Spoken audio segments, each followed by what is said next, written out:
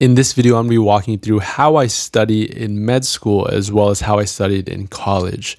And so just a very broad overview. There was a lot of work that I did before the actual lecture, and there was things that I did during as well as after, and I'll walk you through each and every one of those steps. So I think the most important part that I found kind of late into college was it's very important to pre-read. I think if you go into a lecture, when I used to go into lectures blank, the lecture itself would always be useless. You would really retain very little information, and then you kind of be cramming and catching up from then on out. But when I started pre-reading, which would either be going through the lectures beforehand or reading the book chapter beforehand, at least a skim going through each one of those, the lecture itself was so much more effective. I got to retain so much more information, and it wasn't so much of figuring out what exactly they were talking about. It was more of figuring out how that related to what I had read. So then once I actually go into lecture, because I had already pre-read, the lecture itself became much more fluid. It became much more useful. And so when I was in college, I would take notes on preview within the Mac. So I would take these little stickies and write these little notes right next to wherever the teacher was talking about. And then I also experimented a little with PowerPoint and writing notes there. It wasn't that useful because it's just a whole paragraph for me, and I couldn't really follow what it is that I was referencing. So what I found to be the most helpful, and this was something I found in med school, was an app called Notability, and it was really useful for the iPad, and especially for classes like anatomy or physiology, where you're doing a lot of annotations and you're drawing a lot of arrows, things like that, where you can essentially write anything directly on the iPad on your notes, whatever. You can just pull up the PowerPoint and essentially annotate all of your notes like it's a piece of paper, but it's something that you can keep digital. And this was extremely useful for me. You can highlight, you can mark things up, you can erase, you can do all of that. And so immediately after the lecture, what I would do is I would review the slides. So whatever notes that I took during the actual lecture, and when I'm in the lecture and actually taking notes, I'm not just repeating whatever they're talking about or whatever is written already on the slides, because the slides are there. I can always reference them in the future. What I was doing when I was taking notes was taking notes on extra things that weren't already written in the actual PowerPoints, things that I thought were particularly helpful or things that were noteworthy to make some type of exam question. And you kind of know what those are, but if you don't write it down, you kind of forget.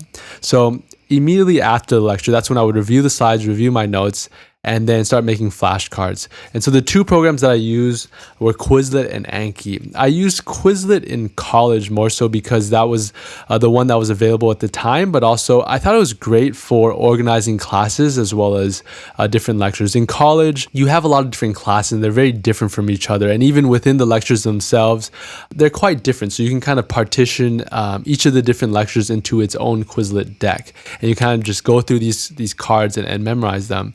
But in med school, it's a little bit different, where you have a lot more information that you need to retain. And so Anki uses spaced repetition, so you can learn new information very quickly, but also retain it for a longer period of time. In college, you kind of just memorize things for 1 week, take the test, and flush it out of your brain. The things that you learn in med school, you have to retain for step one. You have to retain for your future in rotations, things like that. So it was a good way to also learn new material, but also keep it fresh in your mind in the long run. And if I hadn't read the book already, or if I felt like I needed to reread the chapter, that's when I would do that right after the lecture. And so the weeks before the test, what I was doing essentially was repeating that. So every single day would be essentially the same thing: pre-reading, going to the lecture, taking notes, and doing some post-lecture work. There was a lot of effort that I was putting into each one of these lectures, because you're pre-reading, you're going to the lecture itself, and you're also making flashcards on every single one. But you'll find later on that you're not really cramming later on. I wasn't doing much studying before the exam, right before the exam. I was doing a lot of the work up front. And so I was never really crunched or rushed for time. The flashcard review, I really didn't review the flashcards immediately after I made them. I kind of just made them and I let them sit there, because I knew pretty much how long it would take me to remember them or to memorize these flashcards. And I could kind of do it about a week before the actual exam, because I had put so much effort into the making of the flashcards beforehand. I would do problem sets, go to office hours, things like that. But really, weeks before the test, it's all about learning rather than trying to memorize new things. For more educational resources, like our medical ID cards, check out medicalbasics.com.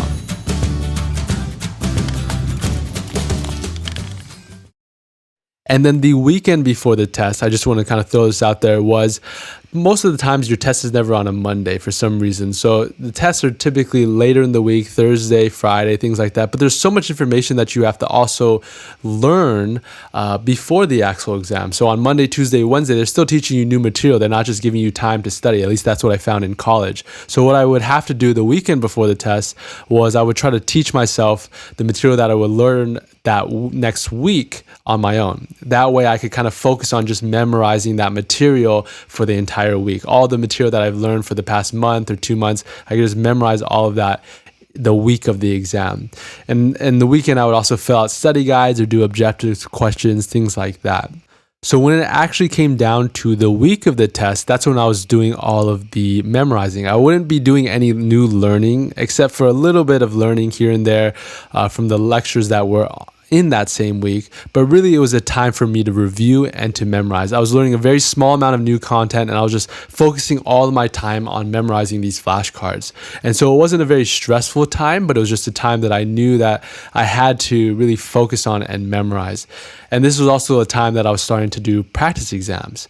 Practice exams were always given to us in college at the beginning of the class. And some people did them very early. I was the type of person that did them very kind of in that last week, not very late, not right before the exam, but also not very early on. So I would kind of wait to take the practice exams really as a way to focus and hone in on what I needed to learn more of. I didn't use it as an assessment tool. I used it as a way to really figure out what it is that I needed to focus more on and maybe reread on that particular chapter or memorize more flashcards in that way. I found that obviously taking the practice exams that the teachers give you are going to be the most helpful.